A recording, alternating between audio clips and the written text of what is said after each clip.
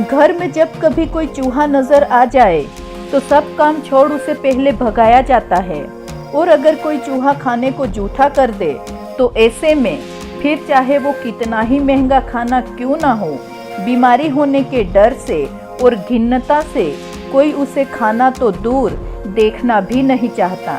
लेकिन क्या आपको पता है, राजस्थान का एक ऐसा मंदिर जहां इन्हीं चूहों का जूठा खाने के लिए लंबी कतारें लगती हैं।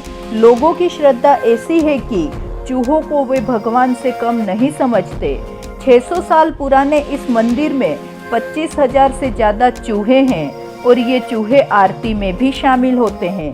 जी हाँ, हम बात कर रहे हैं बीकानेर जिले में स्थित करणी माता मंदिर की। यहाँ चूहे हैं ये तो बहुत से लोग जानते हैं, लेकिन यहाँ इतने चूहे आखिर है क्यों और इन चूहों को आखिर देवता समान क्यों माना जाता है, ये बेहद कम लोग जानते हैं।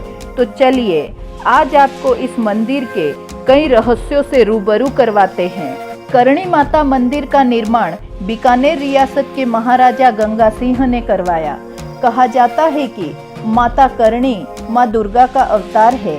इतिहास के अनुसार माता करणी का जन्म रिदुबाई के नाम से एक शाही परिवार में हुआ था।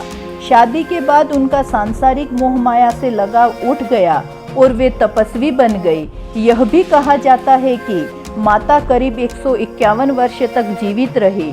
माता ने जिस जगह पर अपना शरीर त्यागा उसी जगह पर मंदिर का निर्माण करवाया गया।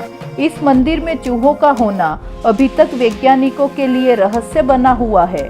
खास बात यह है कि इतने चूहे होने के बावजूद भी किसी तरह की बदबू नहीं आती। खैर, ऐसी मान्यता है कि करणी माता के बहन का पुत्र लक्ष्मण कपिल सरोवर में डूबकर मर गया था। जब माता को यह पता चला तो उन्होंने यमराज के आगे फिर से जीवित करने की जीत पकड़ ली। यमराज ने विवश होकर उसे चूहे के रूप में पुनर्जीवित किया। कहते हैं तभी से यहाँ पर हजारों चूहे खुलेआम घूमते नजर आते हैं। ये सभी माता के बेटे और वंशज है।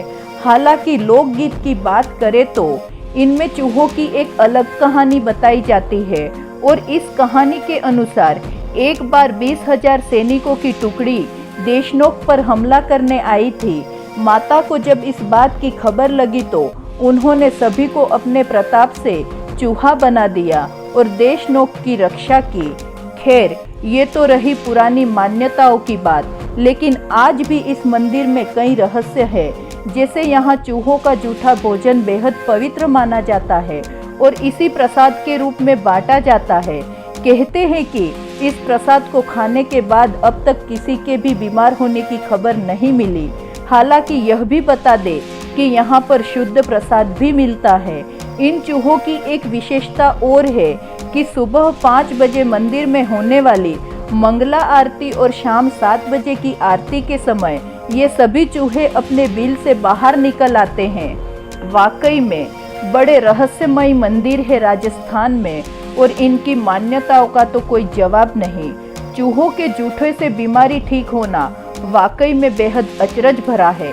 खैर, राजस्थान में और भी कई ऐसे मंदिर हैं जो रहस्यों से भरे हैं। अगले प्रोग्राम में फिर मिलेंगे आपसे एक नए रहस्य भरे मंदिर के साथ। नमस्कार।